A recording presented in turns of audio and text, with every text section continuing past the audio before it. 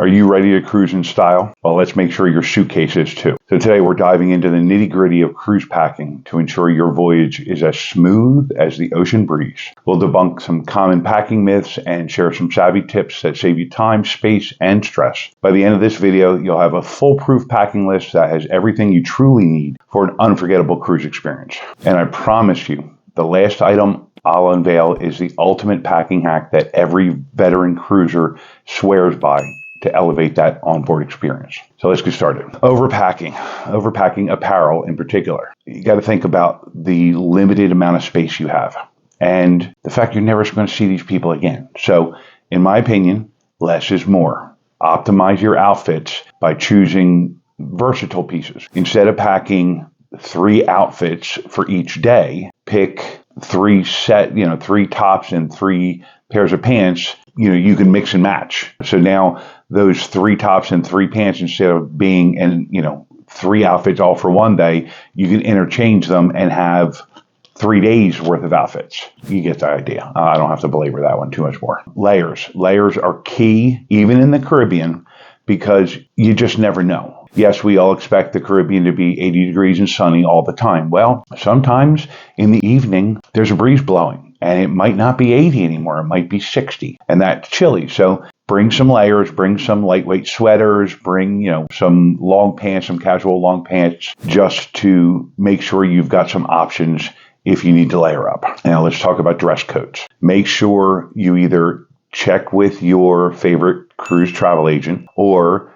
do the research on the cruise line itself. Know how many formal nights you have on board. Know what theme nights they're going to have. Know what they mean by smart casual versus beachwear. If you're going to be there on a cruise and they have 2 formal nights, you need to know that in advance so that you can either pack 2 completely separate outfits, which I don't do, or you can bring 2 sport, like for me, when I pack for formal nights, I bring 1 solid pair of usually black trousers, a button-down shirt, maybe 2 button-down shirts, 2 or 3 different ties, and then 2 sport coats.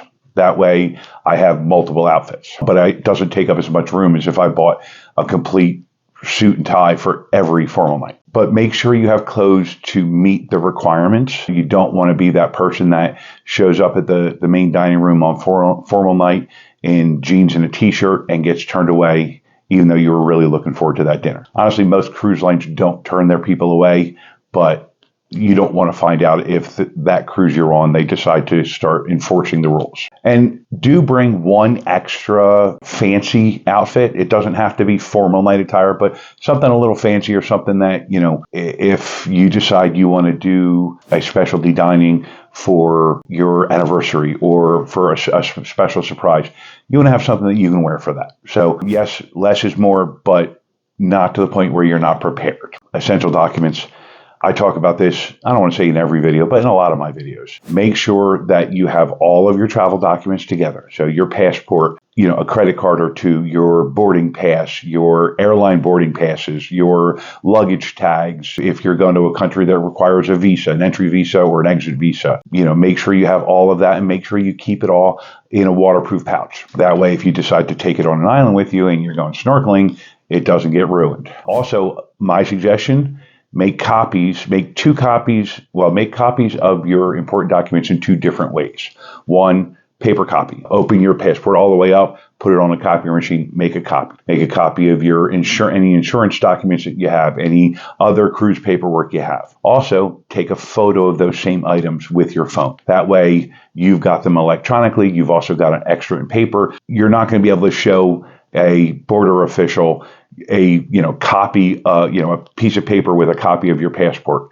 But if you happen to lose that passport and you have to go to the U.S. Embassy, if you have that copy with you, it's going to smooth out that process. They'll be able to look it up by the passport number, verify some things, and it'll be a lot quicker and easier. Backing up your phone. This is fairly new, but something, if you don't have a current, like an automatic backup system like Google Drive account, or what is the one Apple does? The Apple Cloud. Make sure you do a manual backup of your phone before you leave for the cruise ship. That way, God forbid something happens and your phone goes into the ocean or whatever, you only lose, well, the phone itself, but you only the data that's added to the phone after you left your house. You still have all of those pictures backed up, all of your messages, memory, all of that will be backed up. A simpler solution, honestly, in my opinion, is to get, the Apple Cloud or Google Drive and just have it done automatically. But to each his own. Stick around because real soon I'm going to be revealing an unexpected packing gem that will turn any travel mishap into a breeze. Next up,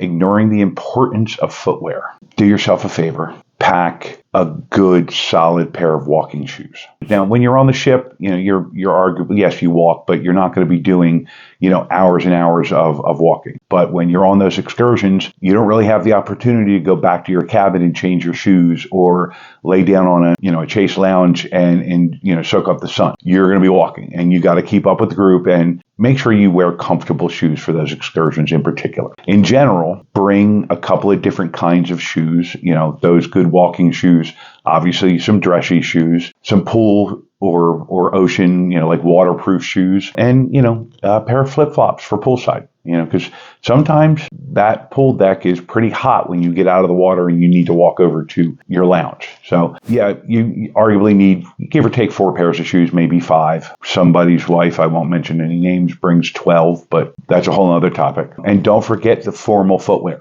You made these plans, you've got these really sharp clothes, and all you've got to wear is flip-flops or sneakers.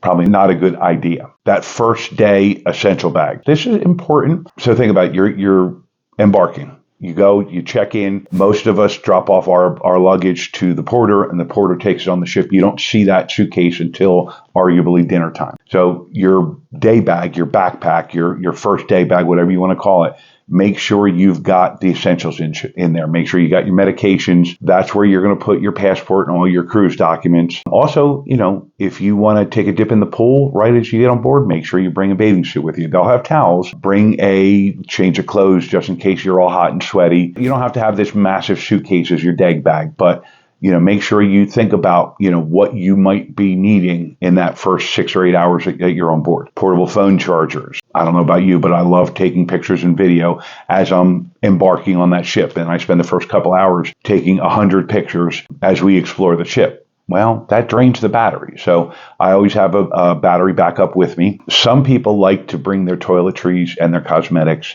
in their day bag. I don't recommend it because you're lugging this thing on your shoulder for 6 to 8 hours. If you feel the need to have, your 7 days worth of toiletries and stuff with you, great. You do you, boo, have fun. Instead, I recommend, 2 things. 1, don't bring full-size toiletries or cosmetics on the cruise, period. Most of the time you got to fly and, an 18-ounce bottle of shampoo is not going to make it through TSA. Bring the travel size, bring a couple of travel sizes if you need to. Take one shampoo, 1 body wash, throw them in your day bag.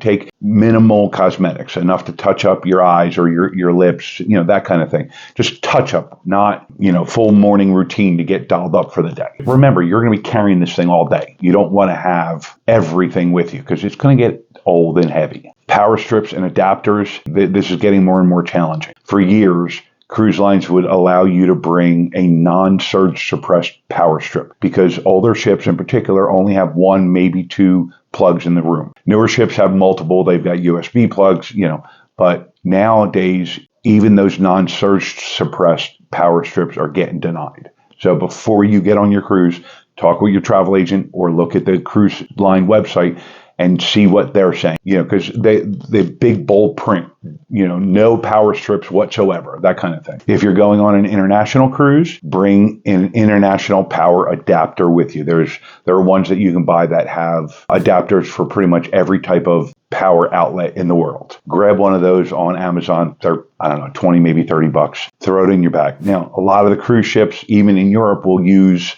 110 volt, the same power that we use here in the States, but not all of them, and you don't want to find out the hard way that you can't charge your devices. Just a moment here, I'm going to share another insider tip that seasoned cruisers will not leave port without. Stay tuned, don't go away. And I just want to re-emphasize, your day bag, your backpack, don't make it too heavy. If you pack it with so much stuff that it literally drags your shoulder down, you're going to be in agony by the end of that day. Bring just what you need. Leave some room. Okay, security friendly. We all know that there are items that are prohibited on ships. Open flames, hard alcohol, irons, and of course everything else is not here right now. But if you don't know exactly what's prohibited on the ship, reach out to somebody and find out. We got on a cruise one time and a gentleman in front of us had his $2,000 bottle of Louis XIII brandy confiscated. They don't allow hard liquor on board. You don't want to find that the hard way. Make sure that you've got sun protection, sunglasses, a hat, sunscreen, things like that, because you don't want to find out that you don't want to be red as a lobster and be sitting in medical with second-degree sunburn. Just don't do it. Reuse your clothing as much as possible. Leave room in your suitcase by utilizing the ship's laundry. Now, not all cruise ships have big full-size washers and dryers that you can use, even at a cost. Pretty much every cruise ship I've gone on for a fee, $35 to $50, they will give you basically like a grocery store shopping bag that you can fill, and they will wash it for you and have it back to you in like 2 days. If you're really worried about space, do that. Save yourself some room. At the very least, your undergarments, bring 2 or 3 sets worth and then have them washed. In closing, here's the one last tip that I want to give you. And to me, it was a game changer. And honestly, it's common sense, but it's still a game changer. Bring a collapsible, lightweight travel bag. Bring it empty. Find something that you can fold up, throw a rubber band around and throw it at the bottom of your suitcase and forget about it. Because you're going to buy souvenirs. You're going to find a once-in-a-lifetime deal on board the ship for branded t-shirts, or you're going to have to buy, t-shirts for the whole family. Well, guess what? If your suitcase is already full, what are you going to do with all that stuff? Well, now you know. You grab that lightweight travel bag and you stuff it full with all of the really cool stuff you just bought. So that's about it. So now that your bags are packed, but what about your itinerary? You're going to want to know how to make sure you don't get stranded on an excursion. So gear up for our next video where we reveal those essential tips on shore excursions, what to book and what to skip.